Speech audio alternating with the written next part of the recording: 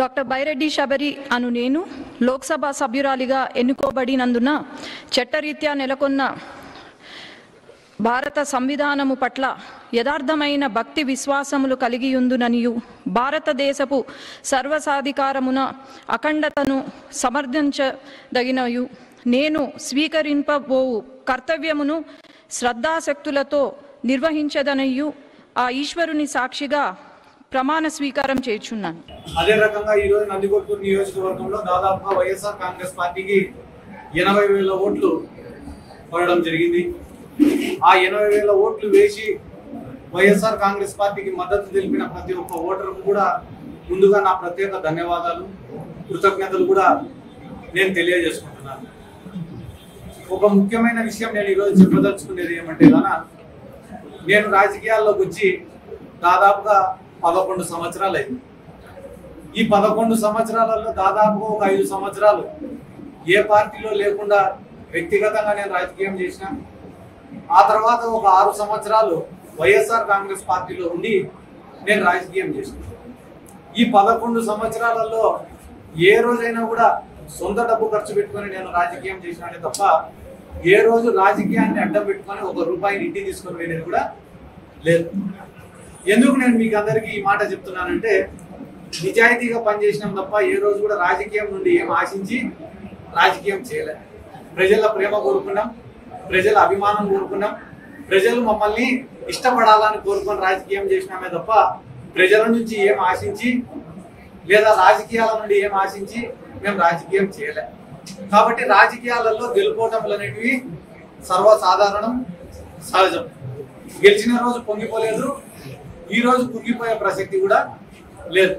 కానీ ఈ రోజు నందికొట్కూరు నియోజక ప్రజలందరికీ నేను చెప్పాలనుకునే విషయం ఏమంటే నాకు ఈ రోజు రాష్ట్రంలో ఇంత గుర్తింపు వచ్చిందంటే దానికి కారణం 3.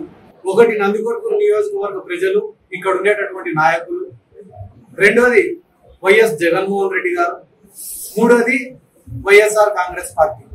నాకు ఇంత గుర్తింపు ఇచ్చిన ఈ 3 కోసం, అంటే ఒకటి నందికొట్కూరు కోసం, రెండోది జగన్మోహన్ రెడ్డి గారి కోసం, మూడోది వైఎస్ఆర్ కాంగ్రెస్ పార్టీ కోసం నా ఆఖరి శ్వాస వరకు నేను పోరాడతానని చెప్పి ఈ సందర్భంగా నేను గట్టిగా చెప్తున్నా. ఎందుకంటే నేను కూడా అనుకునేవాడిని మనసులో, చాలా మంది నాయకులపై జగన్మోహన్ రెడ్డి గారికి దగ్గరగా కూర్చొని మాట్లాడుతుంటే నాకెందుకు ఈ అవకాశం రావడం లే, అంటే నేను పార్టీ కోసం కష్టపడి పనిచేస్తే జగన్మోహన్ రెడ్డి గారికి ఇంకా కొంచెం దగ్గర కావచ్చు, ఎప్పుడు కూడా ఇట్లా ఆలోచించేవాడిని. కానీ చాలా మంది పార్టీలలో సీనియర్ నాయకులు ఉంటారు, వాళ్ళు చెప్పిన మాటకే ఎక్కువ వాల్యూ ఉంటుంది. కానీ ఇప్పుడు ప్రతిపక్షంలోకి వచ్చినాం కాబట్టి ఇప్పుడు ఈ 5 సంవత్సరాలు నేను కష్టపడతా. అది యోజన విభాగం తరఫున కావచ్చు, పార్టీ కోసం కావచ్చు, పార్టీ సిద్ధాంతాల కోసం కావచ్చు, పార్టీ కార్యకర్తల కోసం కావచ్చు, నా వంతుగా గడిచిన 11 ఏళ్ళు కష్టపడిన దానికన్నా రెట్టింపు కష్టపడతా. అది దేనికోసం అంటే ఒకటి నందికొట్కూరు నియోజకవర్గానికి పనిచేయడం కోసం, ఇక్కడ ఉన్న కార్యకర్తల్ని కాపాడడం కోసం, మూడోది జగన్మోహన్ రెడ్డి గారికి దగ్గరగా ఉండి పనులు చేయడం కోసం. ఈ 3 కోసం చాలా కష్టపడి పని చేస్తానని చెప్పి ఈ సందర్భంగా ప్రతి ఒక్కరికి కూడా తెలియజేసుకుంటూ, అదే రకంగా ఈ రోజు రాష్ట్రంలో ఎన్నో చోట్ల వైఎస్ఆర్ కాంగ్రెస్ పార్టీ నాయకుల పైన, వైఎస్ఆర్ కాంగ్రెస్ పార్టీ యోజన విభాగం నాయకుల పైన తెలుగుదేశం పార్టీ వాళ్ళు దాడులు చేస్తున్నారు. ఆ దాడులను కూడా నేను తీవ్రంగా ఖండిస్తున్నాను. ఎందుకంటే ఇవన్నీ మేము ఊహించనేటివి కాదు, మేము కొత్తగా చూస్తానేటివి కాదు. కానీ ఒక బాధాకరమైన విషయం ఏమిరా అంటే వైఎస్ఆర్ కాంగ్రెస్ పార్టీ అధికారంలో ఉన్నప్పుడు ఏ ఒక్క దాడి కూడా మేము చేయలేదు. ముఖ్యంగా ఈ నందికొట్కూరు నియోజకవర్గంలో మీరే చూసుకోండి, తెలుగుదేశం పార్టీ వాళ్ళపైన అక్రమ కేసులు కానీ, తెలుగుదేశం పార్టీ వాళ్ళపైన దాడులు కానీ వైఎస్ఆర్ కాంగ్రెస్ పార్టీ ఏ రోజు కూడా చేయలే.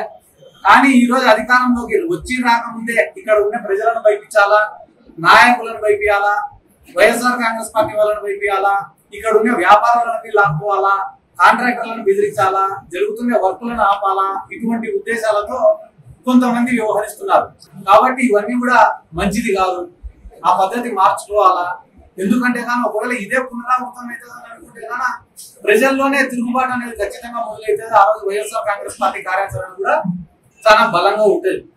ఈ రోజు ముఖ్యంగా మీకు అందరికీ మరొక ముఖ్యమైన విషయం ఏమిటో తెలియజేసుకునేదంటే నా శక్తికి మించి, నాకు ఎటువంటి ప్రోటోకాల్ లేకపోయినప్పటికీ నా శక్తికి మించి కార్యకర్తల కోసం పనిచేసిన, కార్యకర్తలను ఆదుకునే వైఎస్ఆర్ కాంగ్రెస్ పార్టీ కోసం పనిచేసిన.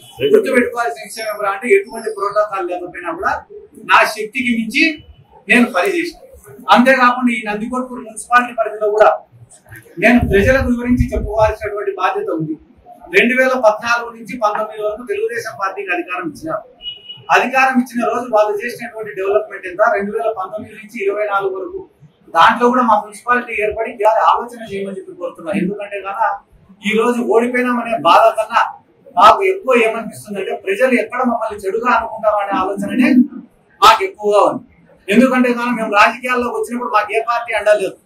ఆ రోజు అనవసరంగా కేసులు పెడుతుంటే జైళ్లలో ఉన్నప్పుడు మమ్మల్ని పరామర్శించేదానికో మమ్మల్ని చూసిపోయేదానికి ఎవరైనా వస్తే వాళ్ళపైన లాఠీ చార్జీలు జరిగిన రోజు కూడా మేము ఏ రోజు బాధపడలేదు.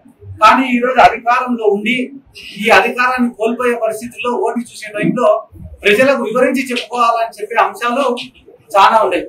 కాబట్టి పేదవాళ్ళకు న్యాయం చేయాలా, డెవలప్ చేయాలా అనే ఒక తపనతోనే మేము పనిచేసినాం తప్ప రాజకీయాలలో అవినీతి చేయాలా, డబ్బు సంపాదించుకోవాలా, కాంట్రాక్టులలో కమిషన్లు కొట్టాలా, సారాయి వ్యాపారాలు చేయాలా, లేకుంటే భూ కబ్జాలు చేయాలా, లేకుంటే కానీ ఏమన్నా ప్రజలపైన దాడులు చేసి ఆ కేసుల నుంచి తప్పించుకోవాలని చెప్పి ఏ రోజు కూడా మేము రాజకీయాలు చేయలేదని చెప్పి ఈ నందికొట్కూరు నియోజకవర్గ ప్రజలకు వివరించి విన్నవించి చెప్పుకుంటున్నా. ఎందుకంటే గాన ఏమేమి తప్పుల వల్ల ఈ ఎన్నికల్లో ఓటమి జరిగింది అనేది సమీక్షించి తెలుసుకోవాల్సినటువంటి అవసరం ఉంది. ఎందుకంటే నిన్న మొన్న కూడా కొంతమంది నాయకులు ప్రెస్ మీట్లు చెప్పిన ఒకరు ఒక కారణం చెప్తున్నారు, ఇంకొక కారణం చెప్తున్నారు.